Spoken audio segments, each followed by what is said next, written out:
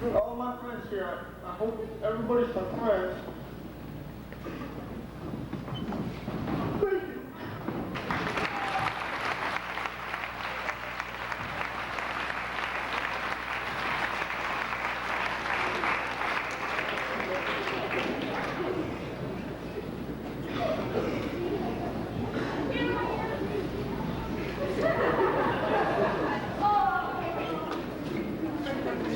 Thank you.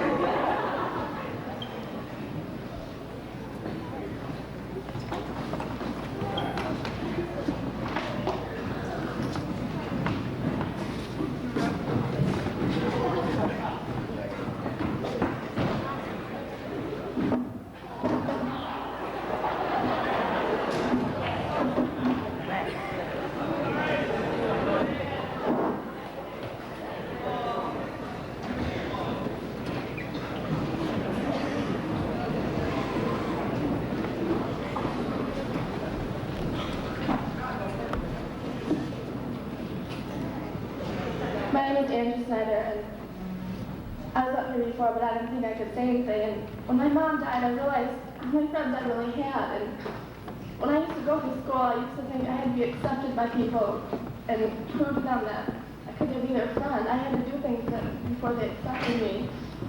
And I realized how many friends I had. I didn't have to be accepted by anyone. And I think this proves it right here. People that don't even know each other are really friends because a lot of people have come up here and supported people. And they really don't know who, these people are. But you guys don't have to prove anything to anyone. If you just be yourself, you have more friends than you could ever want.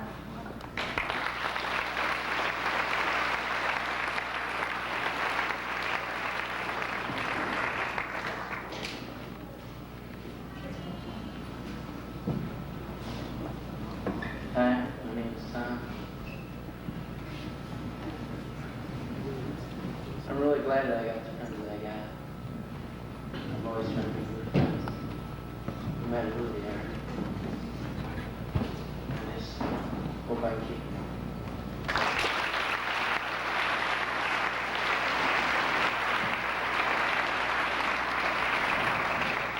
I knew I was up here before, but when I came up here, I didn't really say what I wanted to say. When I first moved here, I moved next to my cousins, and I have one cousin that I'm really been close to. But when I moved here, I didn't want to know her. I wouldn't open up to her and let her come at me and be friends and stay cousins. Instead, I would be close, and I would be friends with her other cousin. And right now, I am so glad that she's here. Because if she wasn't, I would have no one to talk to half of my time at home. And Sherry, if you're out there, I love you.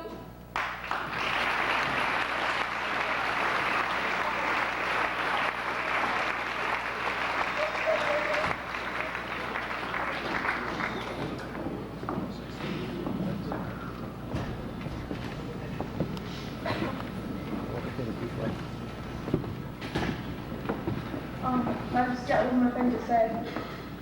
I think it's really great that you guys got the courage to come down here and talk about your problems and not be embarrassed about it.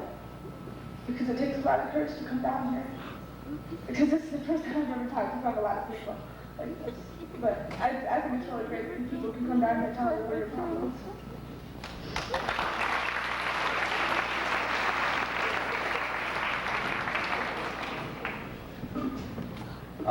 I've got 2 kids in the school, and I'm proud of those kids. And I got a lot of kids here that I consider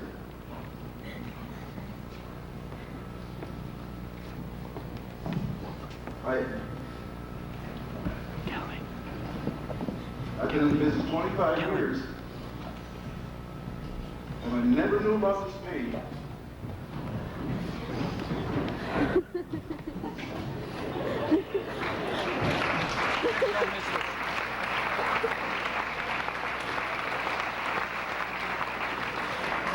I never knew about this pain, but I damn well promise you, you'll be better children, and we'll be better parents.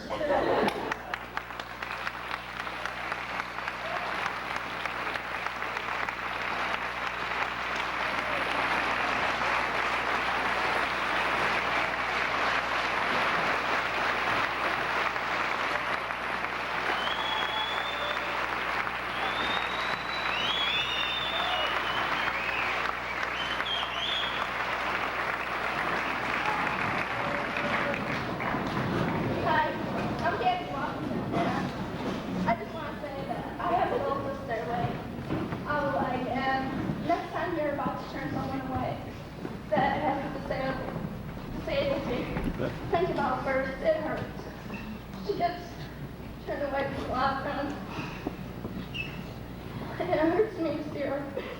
That one, she used to have a lot of friends before the accident. But just because something happens to her, it's not me, and it's not the same thing to the side.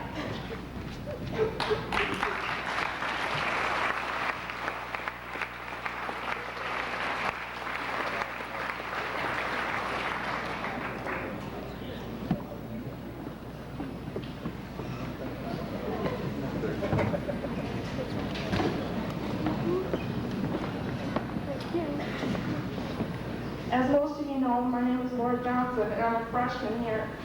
And when I came here, I started hanging around with some bad people, so everybody thought I was a slut and everything, and then I walked the streets.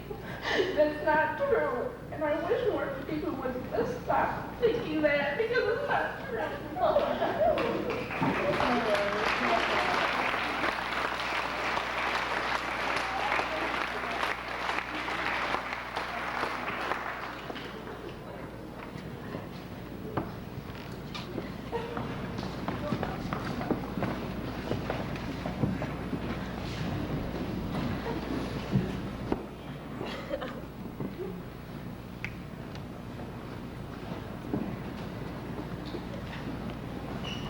Probably the most difficult part of the entire talking with you. Probably the most difficult part of the entire talk because I see this opening and sharing and really feeling close. And unfortunately, we have some time constraints.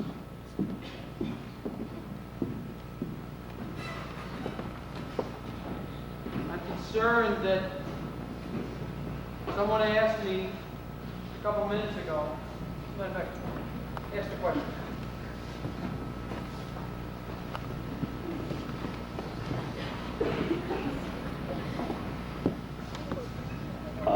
In my 18 years of teaching, I've never experienced anything like this. I've never seen such open sharing and caring for each other in any situation I've been in.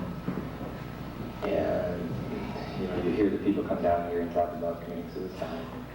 So instead, if you have one person in your life that really cares about you, that never happened. And so where are each of us when you ask those people in the hall, whether it be faculty or students, or administration? It's a great quote from the book, The Little Prince. It's only with the heart that one sees rightly. What's essential is really invisible to our eyes. And the question I have is, what do we do after today? And it just depends on what we want to do, I guess. But I guess I leave that question of each of you. That's what I asked Jim, and I asked him what would we do.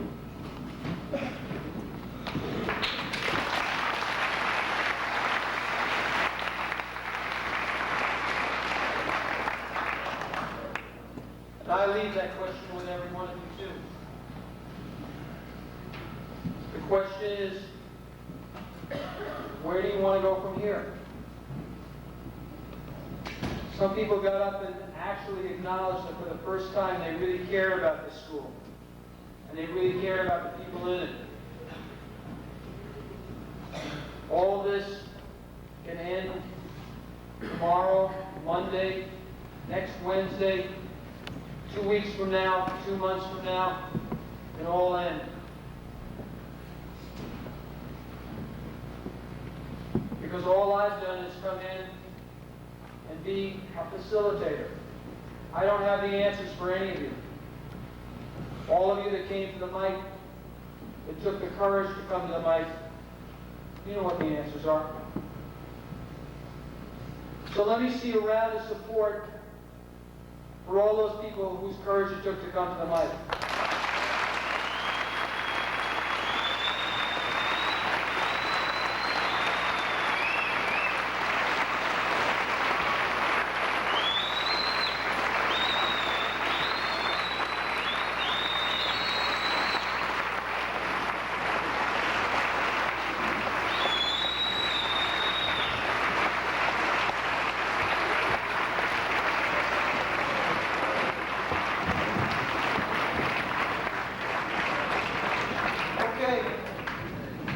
Let me see an equal round of support for those people For those people where it was too difficult to come to the mic, too frightening, that in the hope that someday in their life, when they have a challenge like this, that they will work through the fear, find the courage, and make it happen.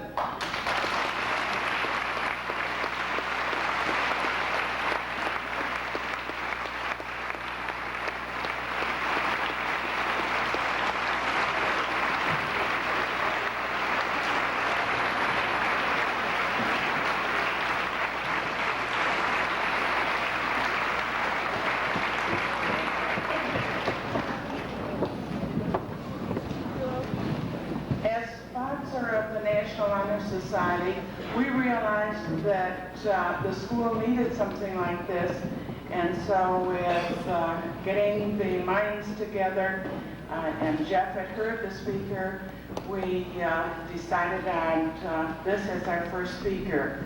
But I also would like to extend an invitation for you to come in and use Mrs. Calkins and myself. We're there. Please come to us and talk about these things. As individuals, don't just leave these people from now on. Say hi to somebody in the hall, in the dining room. You see somebody that is sitting there by themselves, go over and have dinner with them. Talk to them, be their friends.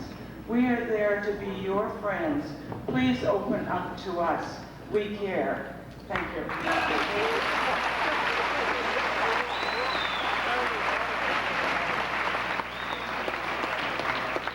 I'd like to thank everybody, my friends, for having come down here, but I'd like to say one thing more, that I try to be friends with everybody. I hope I am, and I love all of you. Thank you.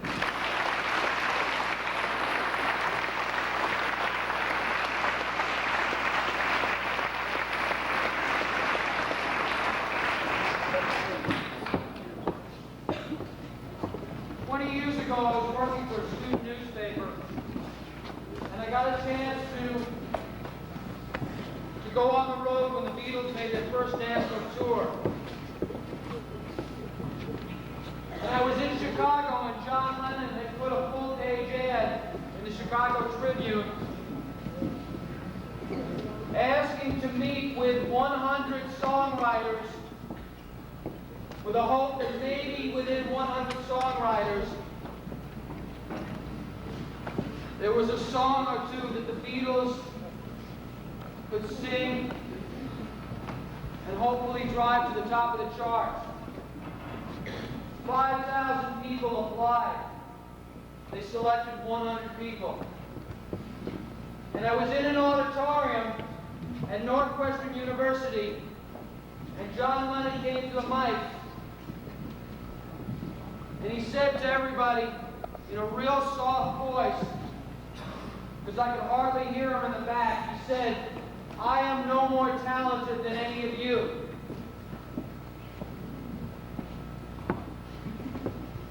And there was kind of a muttering in the crowd, and people kept nudging each other, and he came back up to the mic and he said, "I am no more talented than any of you." And a man in the back said, "John, how can you say that? All over the world, they're singing your song, they're singing your music. All over the world, people love you. All over the world,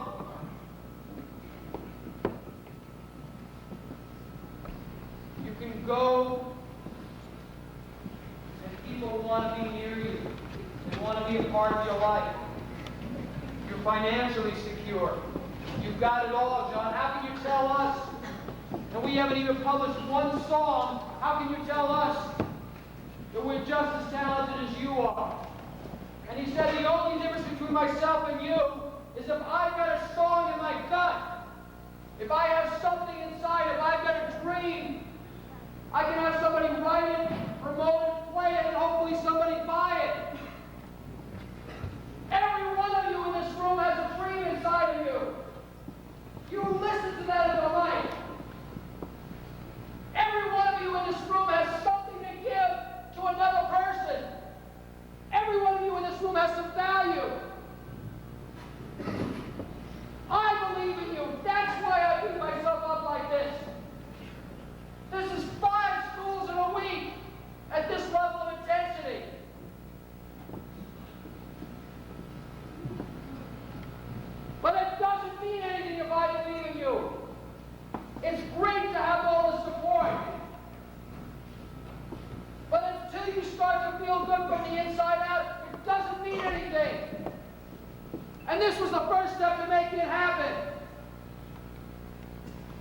It's my hope that one of you will come up and see me one day walking down the street and tap me on the shoulder and say, Jim, I heard you speak 5 years ago, or 10 years ago, or 15 years ago. And I want you to know that I'm really going after my dream, and I'm really feeling good about myself. And I'll walk away with a big smile on my face. Because you can make it happen. Thanks.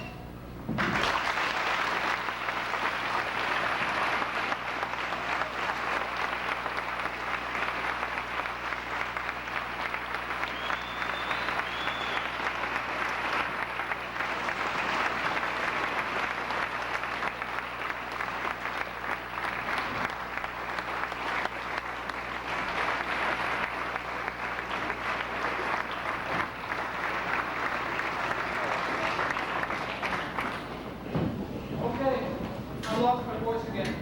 Whose dollar did I take first of all?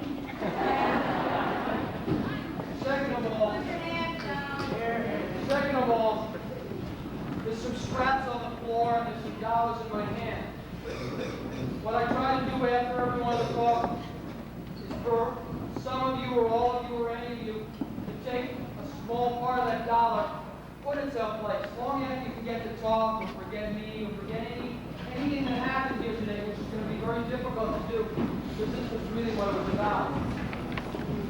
If you can look at that little piece of dollar 20 years from now, wait, there's more, hold on.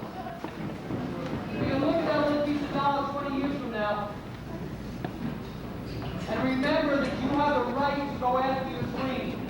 You have the right to be a valued person. You don't have to accept other people putting you down.